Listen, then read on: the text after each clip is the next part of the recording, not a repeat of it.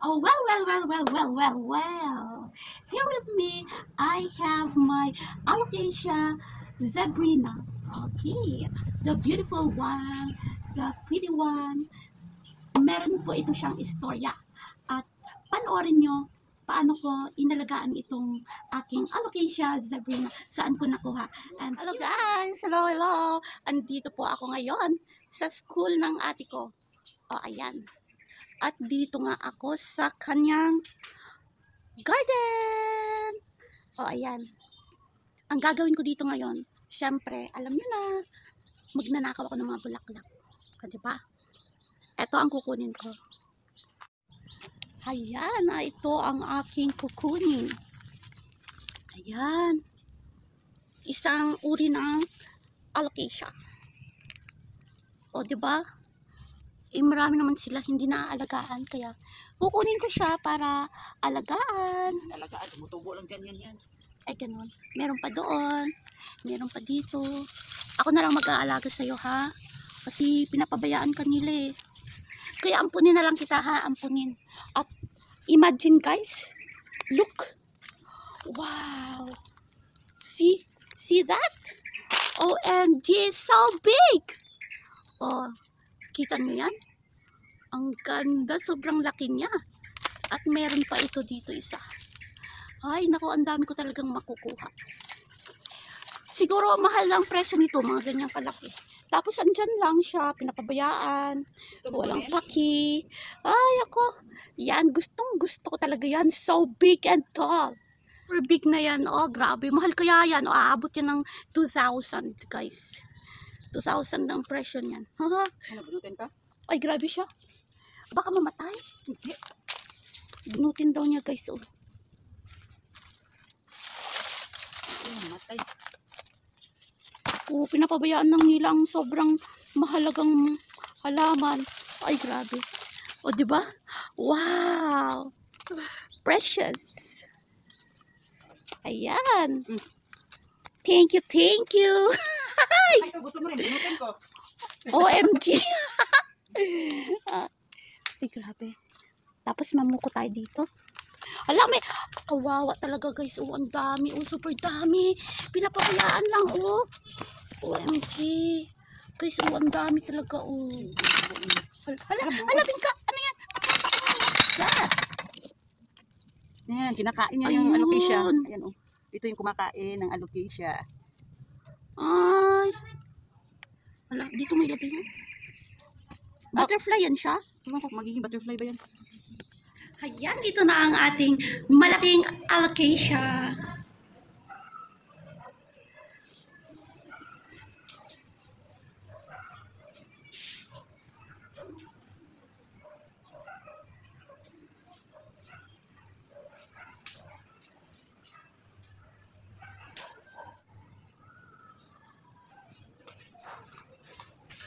And guys, kasi meron siyang mga sirang dahon.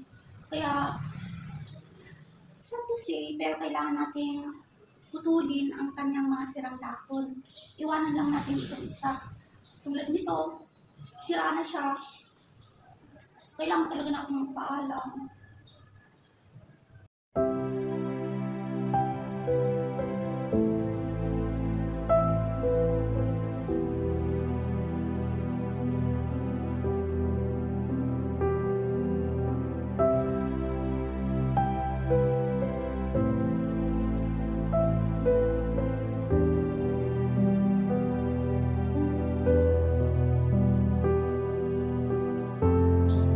Tapos, tatanungin natin dito sa gilid.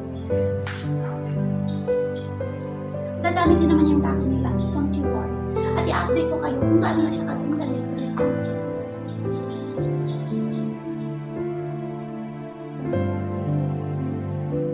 Hello guys. Today's vlog ay pag-aaralan natin ang pagpapakintab ng dahon ng ating alocasia.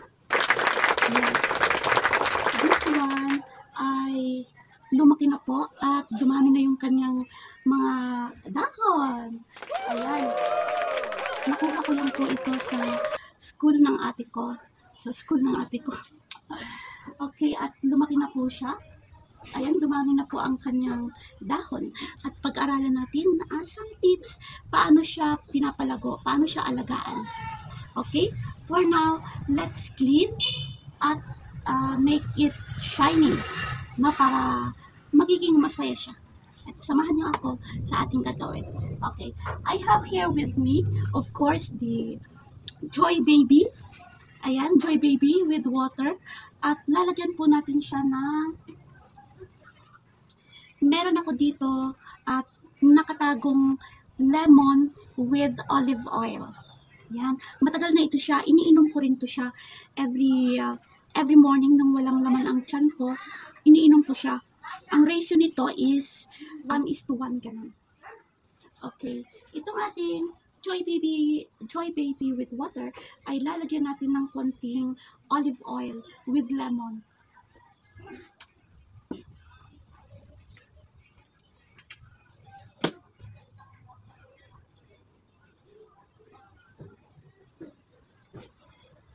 Half teaspoon only.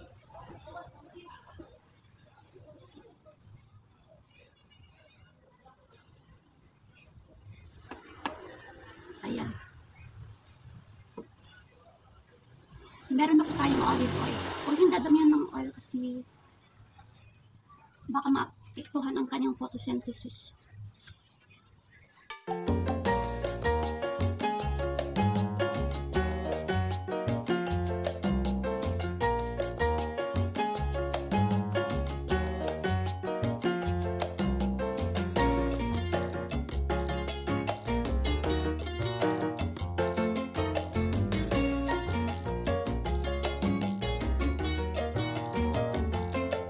O, ayan guys, kuha na agad natin ang kanyang kintab.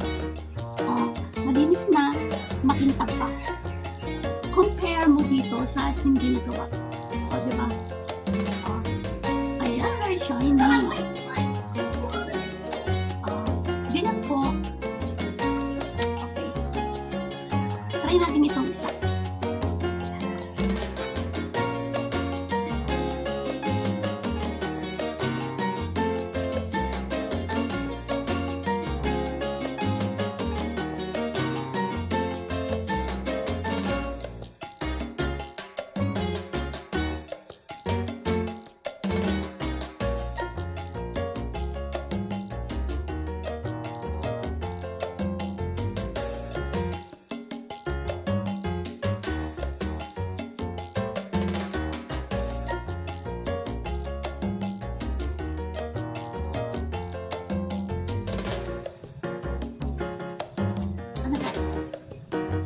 Natin, no?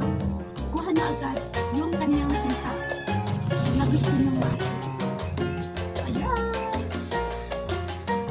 Okay? Simple na lang. Hindi na paglilinis. Makintab na agad siya.